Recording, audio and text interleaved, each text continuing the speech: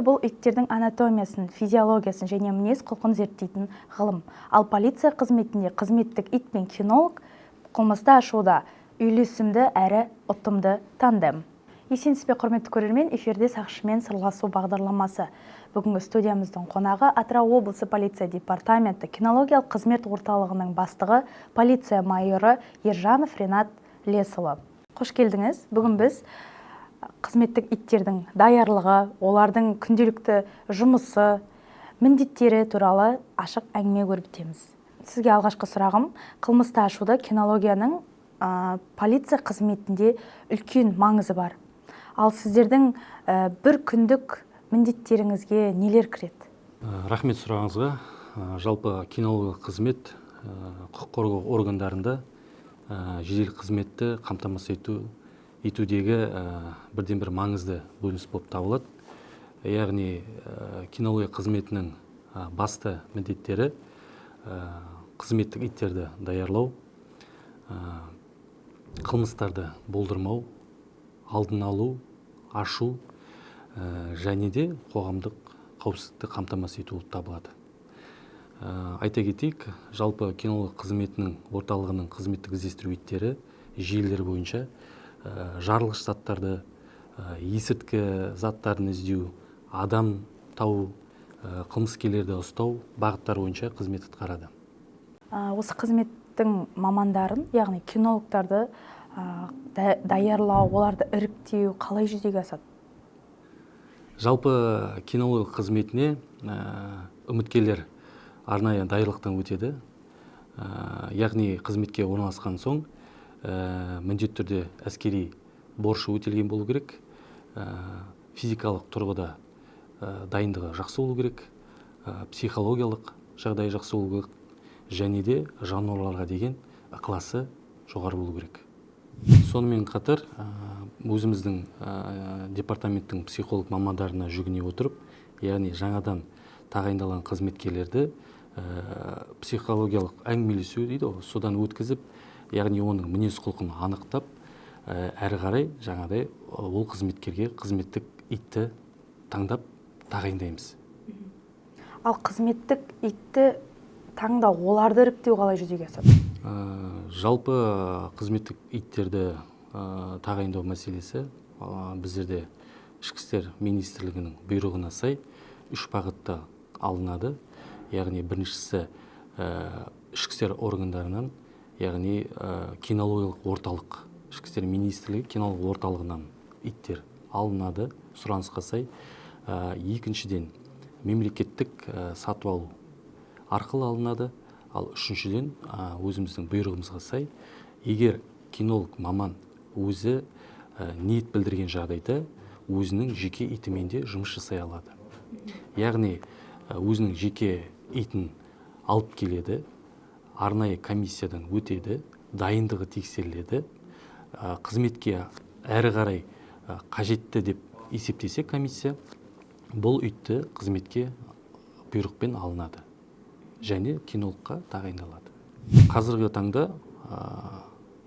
кинолог мамандарының өздерінің жеке иттермен жұмыс жасап жатқан қызметкерлер де бар.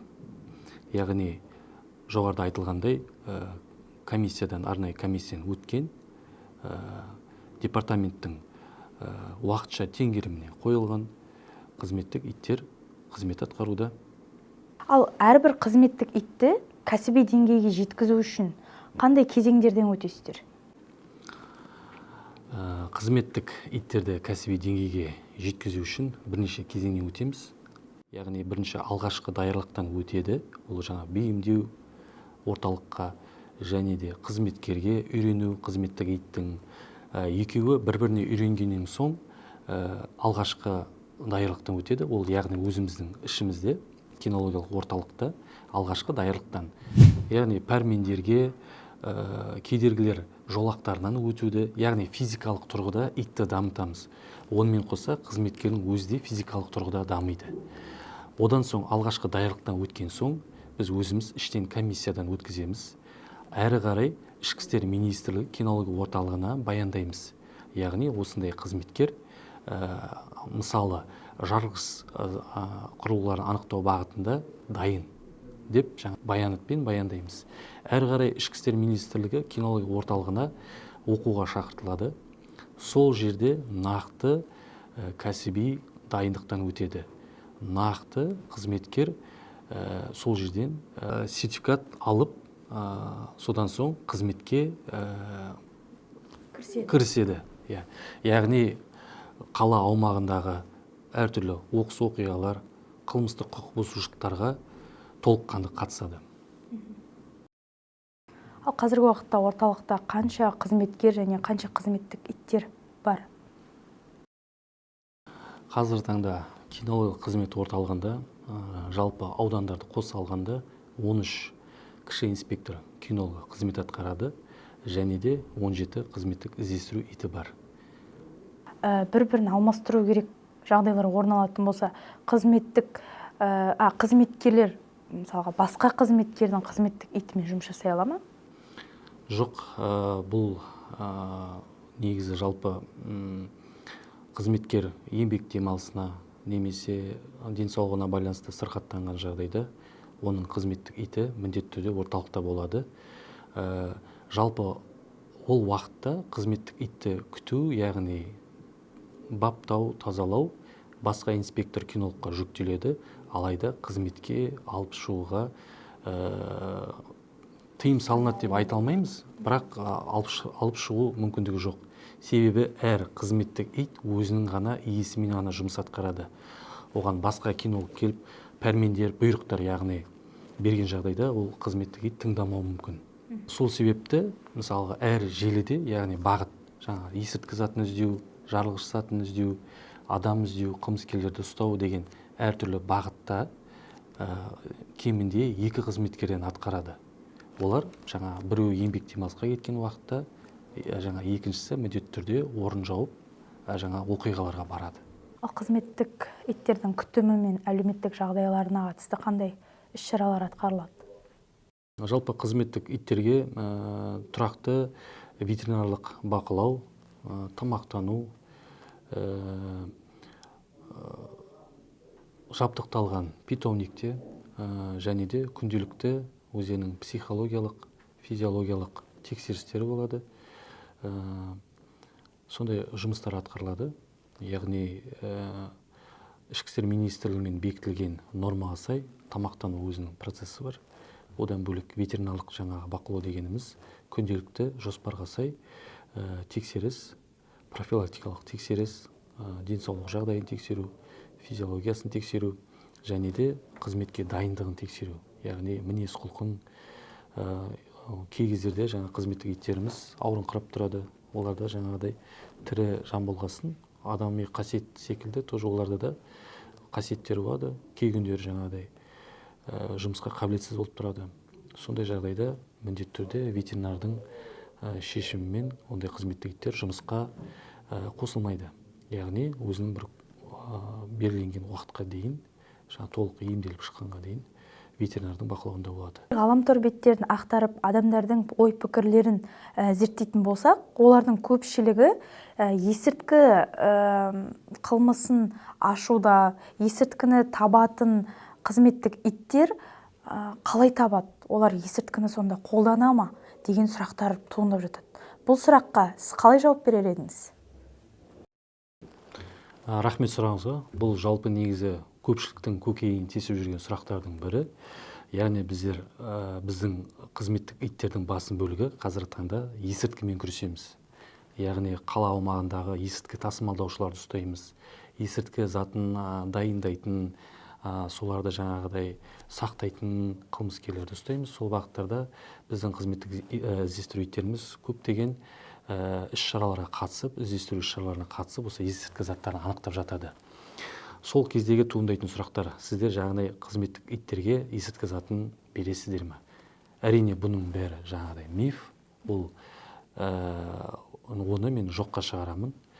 Жоғарыда айтып өткендегідей, әр қызметтік іздестіру иті даярлықтан өткен соң өзінің қызмет жүйелері бойынша қызмет атқарады. Яғни жарылғыш құрылғыларын анықтау, есірткі затын табу, адамды тауып беру, жоғалып кеткен, және де қылмыскерлерді ізін суытпай ұстап беру.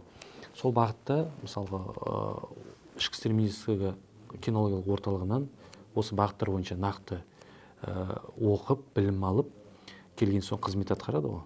Яғни әр қызметтік иттің өзінің бағыты бар. Яғни жарылғыш затын іздейтін болса, нақты жарылғыш затын іздейді. Есірткі заты ма, есірткі затын нақты соны іздейді. Әр қызметтік иттің өзінің бағыты болады. Және осы сұраққа қоса кетейін, жалпы мына есірткі заттарын, жарылғыш құрылғыларын анықтау үшін біздерге арнайы дайындалған иіс имитаторлар дейді, алмастырғыштар беріледі. Ол жаңағыдай біздің ішкі істер органдарынан алынады, жаңағы ішкі істер министрлігінен беріледі, немесе мемлекеттік сату алу арқылы жүзеге асады. Яғни бұл жерде жарылғыш құрылғыларының иістері бірнеше түрде көрсетіледі. Сол иістерге бір итті ғана біздер үйретеміз. Есірткі затында да сол секілді бірнеше иіс көздері болады. Сол иіс көздеріне бір итті ғана үйретеміз. Яғни жарылғыш заттарды іздейтін иттің иіс іздеу қабілеті тек қана жарылғыш заттарға ғана жүктеледі, ал есірткі затынікі есірткінің заттарды анықтауға ғана жүктеледі. Ал зейнетке шыққан қызметтік иттердің әрі қарайғы тағдыры қалай болмақ? Яғни зейнеткерлікке шыққан қызметтік иттер ішкі істер министрлігінің бұйрығына сай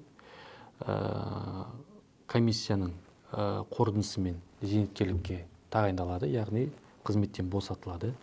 Әрі қарай егер кинолог мамандар бірге қызмет атқарған, бірнеше жыл бір иық тіресіп қоян қолтық қызмет атқарған кинолог маман өзі осы зейнеткерлікке шыққан итті алам деп ниет білдірсе, өзімен бірге үйіне алып кетеді. Яғни ол жаңағыдай баянат жазады, сосын біздер әрі қарай қабылдап тапсыру арқылы қызметкерге тапсырамыз. Өте керемет. Өзіңіз туралы айта кетсеңіз, осы салада қанша жылдан бері қызмет атқарасыз? Жылдар аралығында қандай тәжірибелер бастан кешірдіңіз? Халықаралық тәжірибелер алған кездеріңіз болды ма? Жалпы осы салаға келгеніме 9 жылдан астам уақыт болып қалған екен.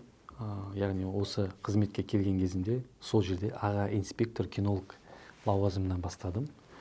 Яғни өзім сол орталықтың есірткі психотроптық заттарын анықтау, табу жөніндегі аға инспектор кинолог болдым. Яғни мен әртүрлі жедел іс-шараларға қатыстым, соның ішінде есірткі заттарын анықтау. Таң демедік, түн демедік, жаңағы жедел қызмет бөліністерімен бірлесіп қылмыстық құқық бұзушылықтарды ұстадық, әшкереледік. Жаңағыдай сол кездерде жаңағы жасырынған есірткі заттарын осы қызметтік иттермен анықтап бердік. Ол мен үшін үлкен тәжірибе болды, әрі қызық жұмыс болды. Қазір уақытта енді осы орталықта басшы лауазымында отырсам да, кей кездерде өзім осындай іс-шараларға да бірге қатысып шығып тұрамын. Ал тәжірибеге келетін болсақ, енді көп жылдан бері осы қызметте жүргесін, тәжірибе жылдан жылға арта түседі. Яғни енді халықаралық дейміз ғой, деңгейдегі тәжірибе ол біздің ең бірінші ішкі істер министрлігі кинология орталығынан басталады. Яғни ол жақтың қызметкерлері халықаралық деңгейде басқа да мемлекеттермен обмен опытым дейді, жаңағыдай тәжірибе алмасады. Сол жақтан үйренген тәжірибелерін өзіміздің жергілікті осы атқарушы органдарына, яғни кинологиялық бөліністеріне оқуға шақыра отырып, сол жерде даярланып, сол жерде сол алынған тәжірибесімен бөліседі. Сол тәжірибені біздер өз қызметімізде пайдаланамыз. Өте керемет жауап. Тәжірибелі маман ретінде осы салаға келгісі келетін жастарға қандай талаптар қоясыз? Немесе қандай кеңестер айта аласыз? Жалпы ішкі істер органдарына келемдеушілерге, соның ішінде кинология саласында қызмет атқарғым келеді деген жастарға қоятын талап, ол ең біріншіден жануарларды сүйе білу керек. Яғни соның ішінде біздің сала қызметтік иттермен байланысты болғандықтан ит жануарына деген ерекше ықылас болу керек. Және де қызмет барысында жалпы кинолог маманның қызметі 70%. Қызмет 70% кинологқа жүктелген. Яғни кинолог 70% қызмет атқарады, ал қызметтік ит 30 ғана пайызын атқарады. Сондықтан бірден бір соның шарты жануарға деген сүйіспеншілік. Керемет, жауабыңызға көп рахмет. Қоғамға кинологияның маңызын түсіндіру қажет болатын болса, не деп айтар едіңіз? Жалпы кинология қоғамдық қауіпсіздікті қамтамасыз етудегі маңызды бөліс деп білемін. Яғни қызметтік иттер күні-түні қоғамның қауіпсіздігін күзетуде, қылмыстарды әшкерелеуге өз үлестерін қосуда. Дей тұрғанмен көзге көрінбейтін сала болса да, оның біздің қоғамға деген маңызы өте зор деп есептеймін. Сүбелі сұхбатыңыз үшін алғыс білдіреміз. Осылайша кинология адам мен қызметтік иттің арасындағы серіктестік ғылымы дерсіз. Келесі жүздескенше аман сау болайық.